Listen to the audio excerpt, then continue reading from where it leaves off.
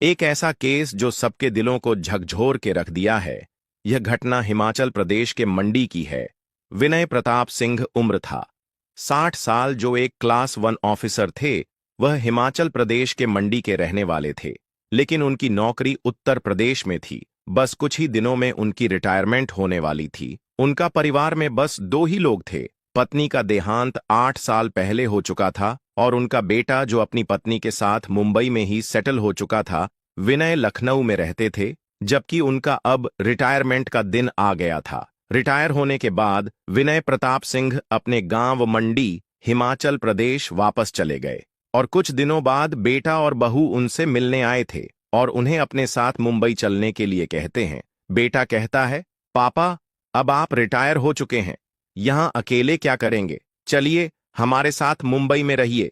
लेकिन विनय जी कहते हैं, नहीं बेटा, यहां मेरा घर है, मेरे लोग हैं, मेरे सारे रिश्तेदार और पुराने दोस्त यही हैं। अब मैं अपनी आगे की जिंदगी यही बिताना चाहता हूं। तुम चिंता मत करो, मैं अपना ख्याल रख लूंगा। लाख मनाने के बाद भी वह नहीं माने और बेटा बहू वापस मुंबई लौट जाते हैं। विनय प्रताप सिंह अकेले ही अपने गांव में रहने लगते हैं। विनय प्रताप सिंह ने अपने रिटायरमेंट के बाद अपना रूटीन बना लिया था कि सुबह उठना, मॉर्निंग वॉक पर जाना, पार्क और गार्डन में टहलना। मॉर्निंग वॉक पर वहां उन्हें कुछ पुराने लोग मिल जाते थे, जिससे वह बातें कर लिया करते थे। इसके बाद वह घर वापस आकर अपना नाश्ता करते। उन्होंने एक मेड रख ली जो उनके लिए खाना बना देती थी। दिन ऐसे ही बीतने लगे, टीवी देखना, मोबाइल चलाना और बस यूं ही समय गुजारना। लेकिन दोस्तों, अकेलापन एक ऐसी चीज है जो इंसान पर भारी पड़ ही जाती है, चाहे वह खुद को कितना भी व्यस्त रखने की कोशिश कर ले। विनय प्रताप सिंह भी इस अकेलेपन से जूझने लगे। सुबह पार्क में मिलने वाले दोस्त दिन भर साथ नहीं रह सकते थे और दिन भर घर में अकेले टीवी देखने का भी एक समय बाद मन ऊबने लगता है। वही विनय जी के साथ भी हो रहा था। हालांकि उनकी जिज्ञासा अभी भी जिंदा थी। वह अब वो सब कुछ करना चाहते थे जो उन्होंने अब तक नहीं किया था। जब तक नौकरी में थे, पत्नी के निधन के बाद भी उन्हें इतना समय नहीं मिला कि अकेलापन महसूस कर सके। लेकिन अब खालीपन उन्हें धीरे धीरे घिरने लगा था। अपने इस अकेलेपन से बचने के लिए उन्होंने एक लेटेस्ट मॉडल का स्मार्टफोन खरीदा। इसके बाद उन्होंने सोशल मीडिया पर अपनी उपस्थिति बनाने शुरू की। उन्होंने उसकी प्रोफाइल देखी तो पाया कि वह लड़की इंडियन है, लेकिन इस समय कनाडा में रह रही थी।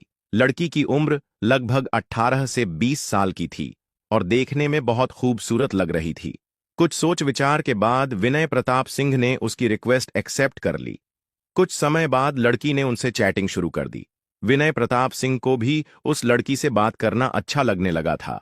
लड़की ने अपना नाम सोनिया बताया और कहा कि वह भी हिमाचल प्रदेश की रहने वाली है, लेकिन इस समय कनाडा में अपने अंकल के साथ रह रही है। उसने बताया कि उसकी मां का बचपन में ही देहांत हो गया था और उसके पिताजी 2 साल पहले ही उनकी मृत्यु हो गई थी। इसलिए उसके अंकल ने उसे 2 साल पहले ही कनाडा बुला लिया। विनय प्रताप सिंह ने भी सोनिया को अपने बारे में सब कुछ बता दिया। धीरे धीरे उनकी बातचीत बढ़ने लगी और रोजाना घंटों तक चैटिंग होने लगी। दोनों के बीच इतना लगाव बढ़ गया था कि वह एक दूसरे के बिना दिन भी नहीं काट पा रहे थे। यह सिलसिला 20 से 25 दिन तक लगातार चलता रहा। सुबह से लेकर रात भर उनकी चैटिंग होती रहती थी और अब उन्होंने एक दूसरे के अंदर फिर से उमंगें जगने लगी थी। फिर भूल गए कि वह 60 साल के हो चुके हैं और अब वह बुजुर्ग है।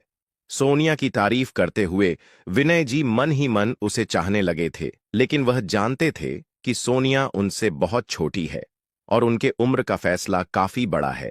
इसीलिए उन्होंने अपनी भावनाओं को दबा लिया।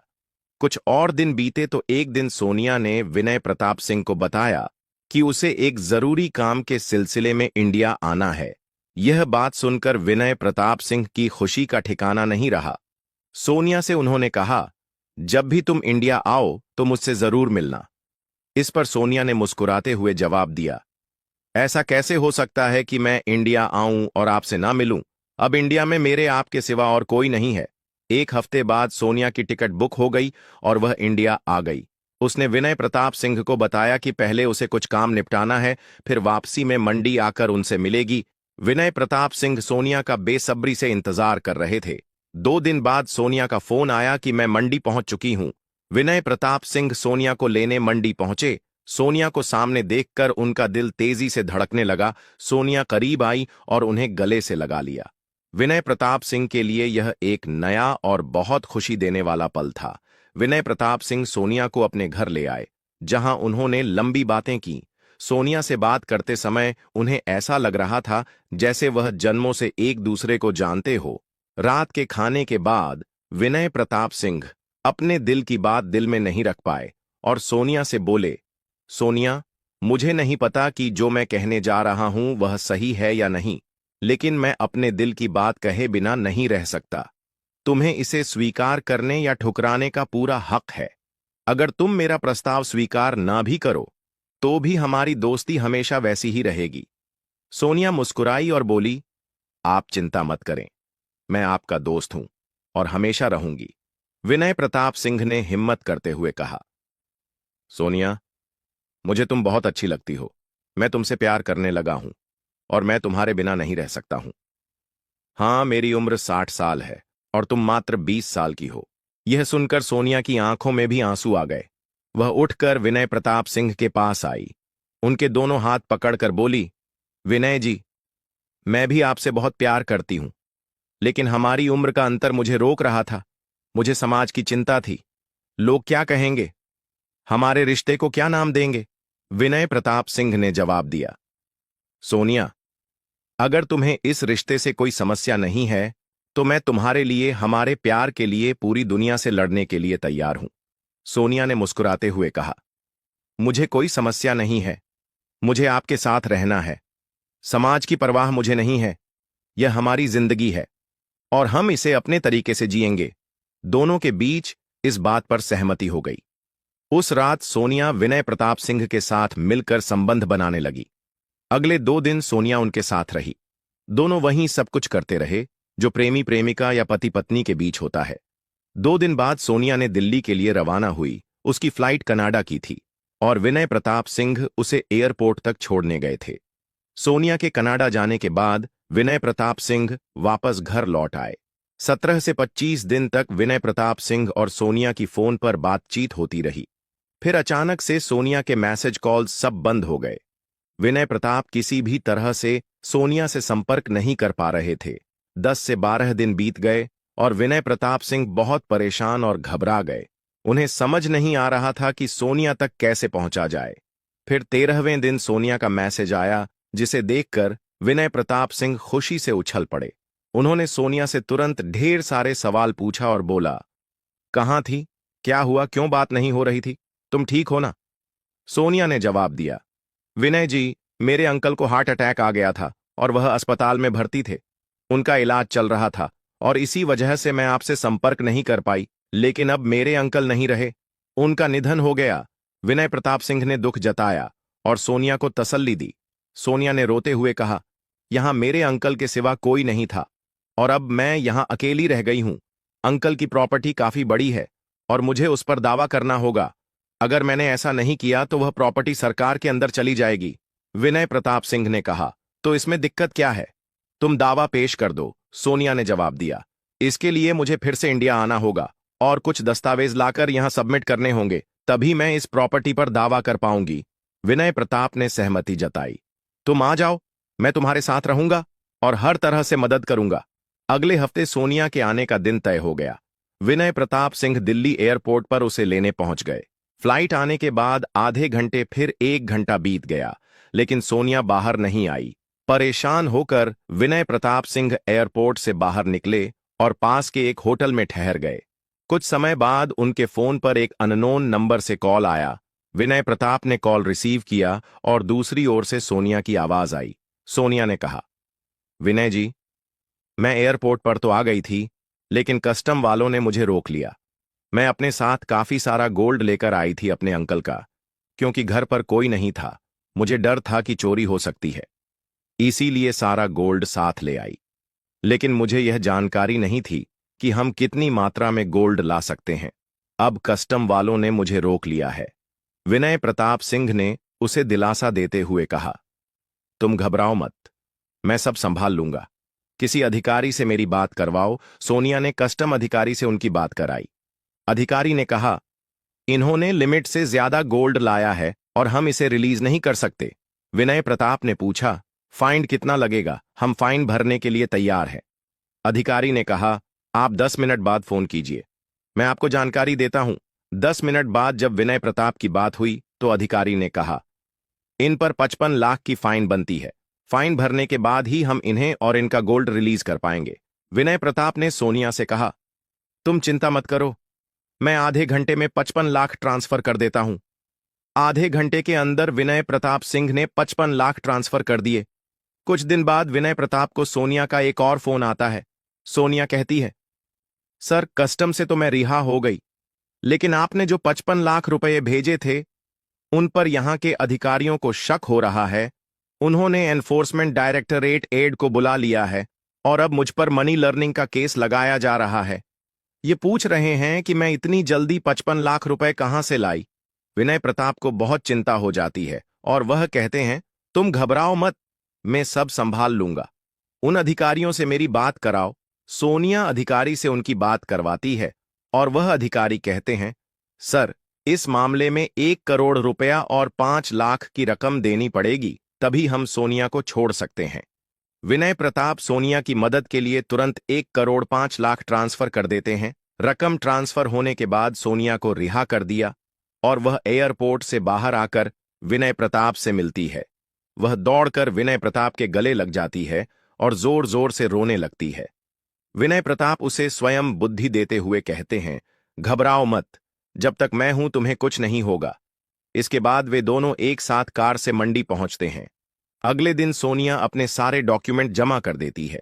2-3 दिन वहीं रुकने के बाद वे दोनों वापस मंडी आते हैं। फिर सोनिया कनाडा वापस चली जाती है और दोनों की फोन पर बातचीत चलती रहती है। लेकिन एक हफ्ते बाद सोनिया का एक और फोन आता है। वह बहुत रो रही होती है। विनय प्रताप पूछते हैं, अब क्या हुआ? सोनिया तुम क्यों रो रही हो? सोनिया बताती है कि उसने सारे डॉक्यूमेंट सबमिट कर दिए हैं, लेकिन वहां की सरकार ने अंकल की प्रॉपर्टी की वैल्यू 15 करोड़ की है और अब उसे 75 लाख स्टैंप ड्यूटी भरने के लिए कह रहे हैं। अगर वह यह रकम नहीं भर पाए तो प्रॉपर्टी उसके हाथ से चली जाएगी। विनय प्रताप इस बार बहुत चिंता में पड़ जाते हैं, लेकिन सोनिया की साहस बढ़ाते हुए कहते हैं, तुम चिंता मत करो, कल तक मैं पैसे का इंतजाम कर दूंगा। सोनिया भावुक होकर कहती है, आप मेरे जीवन में भगवान बनकर आए हैं।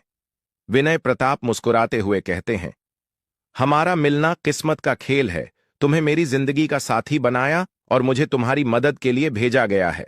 अगले दिन विनय प्रताप अपनी सारी एचडी गोल्ड और प्रॉपर्टी बेचकर मुश्किल से 65 लाख का इंतजाम कर पाते हैं। फिर भी 10 लाख की कमी रह जाती है तो वह अपने बेटे से पैसे मांगते हैं। बेटा थोड़ा चौंकता है और पूछता है, पापा आपको इतनी बड़ी रकम की जरूरत क्यों पड़ गई? सब ठीक तो है ना? विनय प्रताप गुस्से में आकर जवाब देते हैं, तुम सवाल मत करो, बस पैसे भेजो, बेटा 10 लाख ट्रांसफर कर देता है। इस तरह विनय प्रताप सोनिया के अकाउंट में 75 लाख ट्रांसफर कर देते हैं। पैसे ट्रांसफर करने के बाद अचानक सोनिया के सभी मीडिया अकाउंट्स, फोन नंबर और सभी संपर्क गायब हो जाते हैं। विनय प्रताप को कुछ समझ नहीं आता। वे अब भी इंतजार कर रहे थे कि सोनिया का कोई मैसेज या फोन आएगा, लेकिन उन्हें यह एहसास नहीं हुआ कि उनके साथ एक बड़ा स्कैम हो चुका है। दोस्तों, विनय प्रताप सिंह एक ऐसे इंसान थे जिसे न केवल इमोशनल फ्रॉड का शिकार बनाया गया, बल्कि उसकी पूरी आर्थिक स्थिति भी तबाह कर दी गई। विनय प्रताप सिंह के साथ एक बड़ा धोखा हुआ। उनके जज्बातों से खेला गया और लाखों रुपए लूट लिए गए। जब उन्हें इस बात का एहसास हुआ कि वह लुट चुके हैं, तब तक 2 से 3 दिन बीत चुके थे। वह सोनिया से कांटेक्ट करने की कोशिश करते रहे, लेकिन हर तरफ से नाकाम रहे। आखिरकार उन्हें समझ आ गया कि उनके साथ एक बड़ा धोखा हुआ है। लेकिन आपको यह जानकर हैरानी होगी कि विनय प्रताप सिंह को रुपए खोने का गम नहीं था। सबसे ज्यादा गम उन्हें इस बात का था कि सोनिया को उन्होंने अपना दिल दे दिया था। वहीं उसने उनके साथ इतना बड़ा धोखा किया, यह सोच सोचकर वह खुद को एक कमरे में बंद कर लेते हैं। 10-12 दिन से जब उनके बेटे का उनसे कोई भी बात नहीं हो पाती, तो उनका बेटा तुरंत मुंबई से मंडी आ गया। अपने पिता की हालत देखकर उसे तुरंत कुछ गलत अंदेशा होने लगी। जब वह अपने पिता से पूछता है कि आखिर हुआ क्या है, तो उसके पिताजी बोले और बेटे को पूरी कहानी सुना दी। बेटा तुरंत पुलिस स्टेशन जाने की सलाह दिया, लेकिन विनय प्रताप सिंह साफ मना कर देते हैं। वह कहते हैं, पैसा गया कोई बात नहीं, मैंने अपनी जिंदगी में जो कमाया था वह अब चला गया, लेकिन मेरे लिए सोनिया से धोखा पाना ज्यादा दर्दनाक है। लाख कहने के बावजूद भी विनय प्रताप सिंह थाने जाने के लिए तैयार नहीं होते हैं। अंत में उनका बेटा खुद थाने गया और पुलिस में शिकायत दर्ज करवाई। फिर पुलिस खुद विनय प्रताप सिंह से मिलने उनके घर पहुंचते हैं। काफी देर तक दरवाजा खटखटाने के बाद जब दरवाजा नहीं खुलता तो पुलिस को दरवाजा तोड़ना पड़ता है। जब वह अंदर जाते हैं तो देखते हैं कि विनय प्रताप सिंह ने फांसी लगा ली है। वह अपने जीवन लीला समाप्त कर चुके थे। कमरे में एक सुसाइड नोट मिला जिसमें लिखा था, मेरी मौत का जिम्मेदार मैं खुद हूं। अगर मेरा बेटा एफआईआर करता है और सोनिया पकड़ी भी जाती है तो मेरी प्रशासन से गुजारिश है कि उस पर कोई कार्रवाई ना की जाए, क्योंकि मैं उससे बहुत प्यार करता था और अब भी करता हूं। सुसाइड नोट पढ़कर सबकी आंखों में आंसू आ जाते हैं। विनय प्रताप सिंह के बेटे के साथ साथ वहां मौजूद हर कोई यह सोचने पर मजबूर हो जाता है कि कैसे एक इंसान अपनी पूरी जिंदगी की कमाई और जज्बात किसी के लिए यूं ही निछावर कर सकता है। तो दोस्तों, इस पूरी घटना के बारे में आपकी क्या राय है? कमेंट बॉक्स में जरूर बताएं। दोस्तों, मिलेंगे फिर एक नई वीडियो में। आप अपना और अपनों का ख्याल रखें।